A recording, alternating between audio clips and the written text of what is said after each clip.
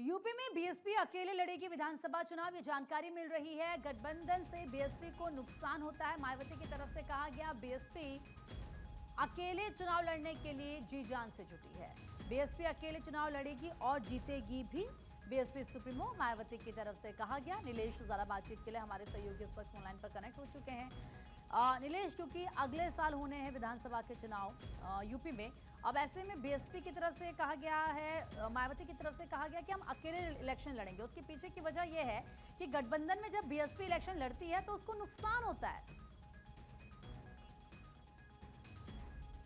नीलेश, आपको बता दो पूजा कि मायावती ने आज प्रेस कॉन्फ्रेंस करके एक बड़ा ऐलान किया है कि उत्तर प्रदेश में 2027 में विधानसभा चुनाव होने हैं और 2027 के चुनावी मैदान में बहुजन समाज पार्टी अकेले मैदान में होगी। इससे पहले भी मायावती ने आज जो है ऐलान किया था कि आकाश आनंद और आनंद कुमार दोनों लोगों के कंधों पर बड़ी जिम्मेदारी उत्तर प्रदेश की रहेगी। उत्तर प्रदेश में जो है रोड शो और रैलियों के माध्यम से आकाश आनंद युवाओं को साधने का काम करेंगे, क्योंकि लंबे समय से बहुजन समाज पार्टी की अगर हम बात करें तो उत्तर प्रदेश में गठबंधन के साथ चुनाव लड़ती आई है, जिसका फायदा गठबंधन करने वाली पार्टियों को होता है, बहुजन समाज पार्टी का नुकसान होता है। तो ऐसे में मायावती ने रैली के दौरान भी ऐलान किया था कि उत्तर प्रदेश में पंचायत चुनाव हो या फिर विधानसभा चुनाव हो, उस दौरान बहुजन समाज पार्टी अकेले दम पर हुंकार भरेगी और सत्ता में लौटने की पूरी कोशिश करेगी, क्योंकि 14 वर्षों का समय बीत गया है जब से उत्तर प्रदेश में बहुजन समाज पार्टी की सरकार नहीं आई है।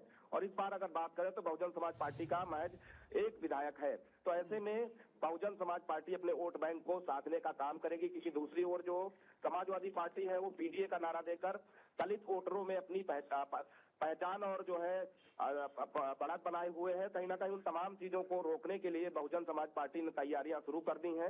लेकिन अगर बीएसपी एकला चलो की राह पर चलती है नीलेश, तो फिर इससे समाजवादी पार्टी को क्या नुकसान नहीं होगा? क्योंकि मायावती भी कहती हैं कि भाई हम पिछड़ों की आवाज उठाते हैं, हम दलितों की आवाज उठाते हैं। दूसरी तरफ पीडीए का नारा तो ऑलरेडी समाजवादी पार्टी दे ही रही है।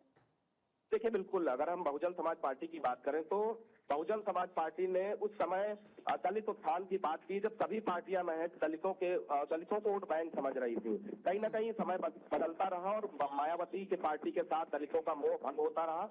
इसका नतीजा रहा कि उत्तर प्रदेश में बहुजन समाज पार्टी 14 सालों से सरकार में नहीं आई है।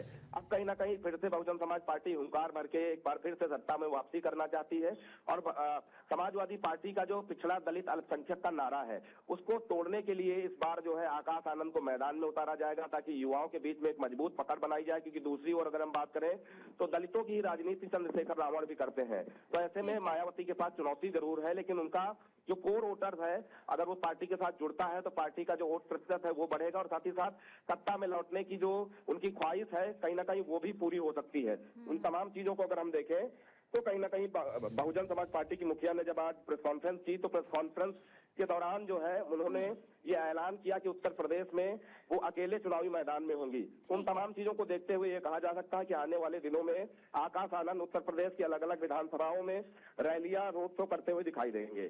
ठीक है नीलेश, फिलहाल बहुत बहुत शुक्रिया आपका तमाम जानकारी देने के लिए।